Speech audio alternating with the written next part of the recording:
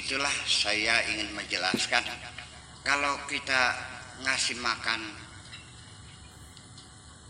anak cucu kita sampai dari sebelum mereka jadi dalam kandungan kita, uangnya harus mencuri, hasil korupsi, hasil nipu, kan begitu. Dipertanyakan oleh Kanjeng Nabi Muhammad sallallahu alaihi wasallam,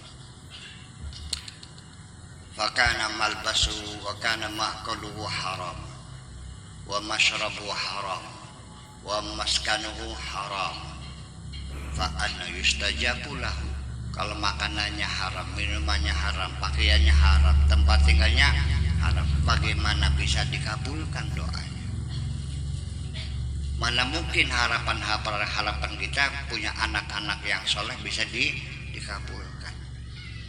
Nah, itulah makanya sampai sekarang proses makanan dengan anak yang akan terlahir itu sudah dibuktikan dengan ilmu pengetahuan dan sudah dieksperimenkan dan berulang-ulang. Kalau orang itu kepengen punya anak laki-laki, dianjurkan sebelum hamil itu banyak makan protein hayawani, makan sate 5 kodi sehari, makan empal 3 mangkok, semua makanannya yang protein hayawani. Nanti akan terjadi pembuahannya itu menjurus kepada laki-laki. Kalau pengen punya anak perempuan itu banyak mengkonsumsi sayur-sayuran. Proteinnya protein nabati ya, seperti kedelai dan sebagainya. Artinya bahwa kita sendiri ya asal muasalnya ya dari makhluk Allah ya, dari buah-buahan, makanan macam itu. Nah, nanti dari makanan itu yang kita konsumsi ada yang jadi keringat, ada yang jadi kencing, ada yang jadi darah, ada yang jadi air mani. Yang perempuan juga sama, jadi darah, jadi kencing, jadi keringat, dan jadi ovum, indung telur. Di situ dipertemukan antara sperma dengan indung telur ini. Terjadilah pembuahan. Pembuahan itu adalah sperma yang bisa masuk dalam ovum. Jadi sperma itu ada sekian ratus ribu ya, berkejar-kejaran, lalu nanti yang paling dahulu kayak musabaqah, kayak lomba lari cepat gitu. Yang cepat duluan langsung masuk ke dalam indung telur, disitulah terjadi pembuahan. Yang lain sudah berarti kalah, pada mati semuanya. Jadi yang jadi cuma satu. Kalau ternyata yang masuk dua sekaligus dua, berarti nanti jadinya dua. Jadi kembar, namanya kembar siam. Bukan kembar biasa, dua. Bisa yang satu laki, yang satu perempuan. Ada lagi yang begitu masuk satu terjadi pembelahan lagi, itu namanya kembar siam. Hidungnya sama, matanya sama, semuanya sama. Berarti dari satu dibagi menjadi dua. Kalau yang kembar beda-beda itu berarti spermanya beda. Ada dua spermanya yang masuk bersama-sama, sukses semuanya dan terjadi. Nah, Bapak sekalian, nanti apa yang Allah bikin ketika sperma sel itu bertemu, pertama yang dibikin namanya blueprint, cetak biru manusia dibuat oleh Allah, yang sekarang disebut dengan DNA. DNA itu deoksiribonukleik acid. Di situ namanya blueprint manusia, di situ cetak biru dibuat oleh Allah. Di situ sudah lengkap data dan informasi nanti makhluk ini jadinya seperti apa. Laki atau perempuan, sudah ada catatannya di situ informasinya. Kemudian orangnya kulitnya putih atau coklat apa kuning. Kemudian darahnya apa? Darah O, darah A, AB, darah B. kemudian warna matanya apa, warna sampai rambutnya ada berapa, lebat atau tipis, semua informasi itu bermiliar-miliar informasi. Kalau kita belajar anatomi di kedokteran, yang paling sulit itu pelajaran anatomi, menghafal nama organ tubuh kita, segala macam tulang-tulang, ribuan tulang kita hafal semua namanya, segala macam otot, segala macam saraf, itu namanya anatomi.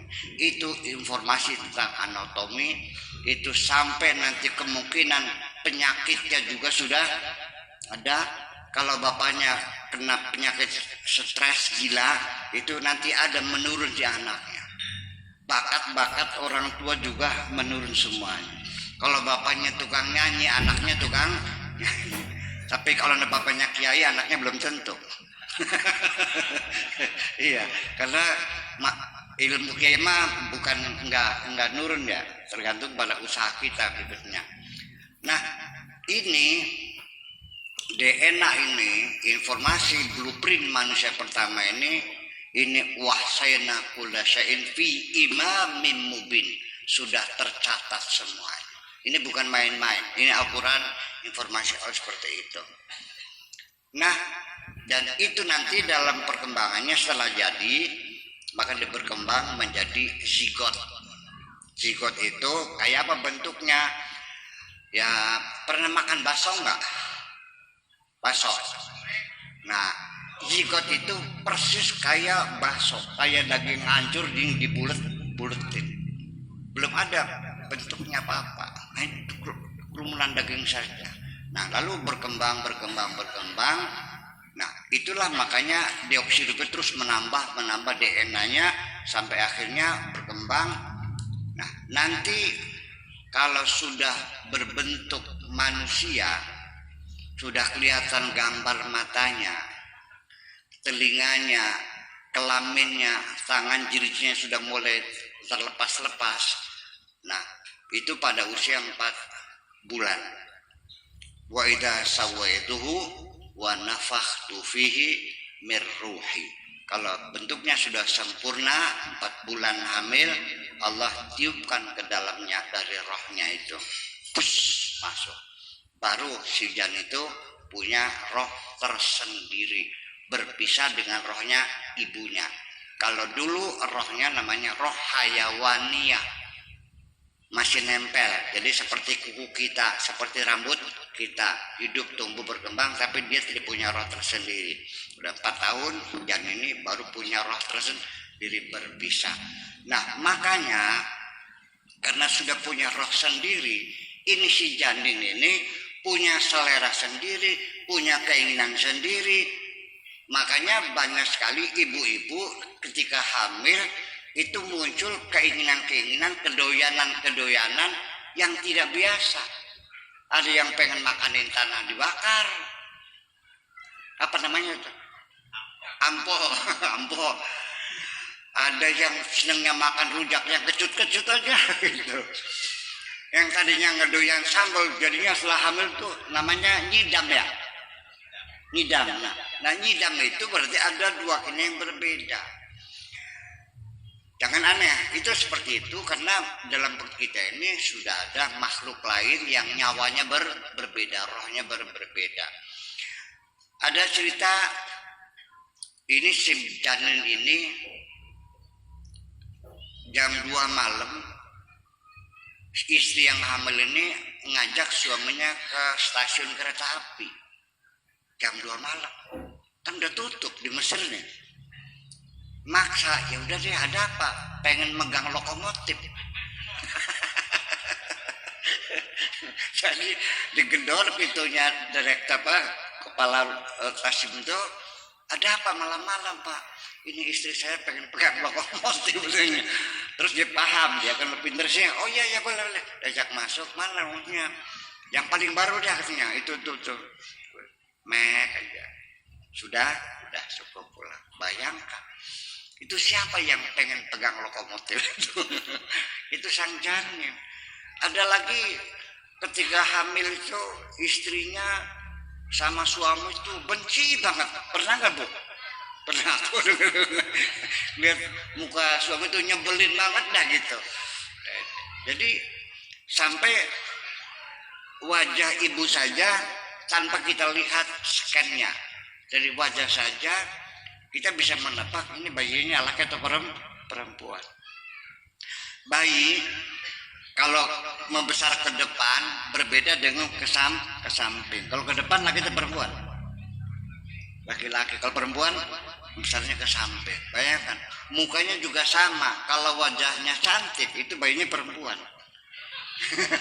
Kalau banyak jerawatnya itu laki-laki. Ini semuanya Allah mengatakan, kita membaca gejalanya saja. Allah mengatakan wa ahsayna wa kulla syai'in ahsaynahu fi imamin mubin. Itu semuanya tidak bisa dipungkiri dan tidak pernah terjadi penyimpangan dari cetak biru. Ya begitulah nanti kita, bakat kita, sifat kita, watak kita semuanya sudah terekam semuanya.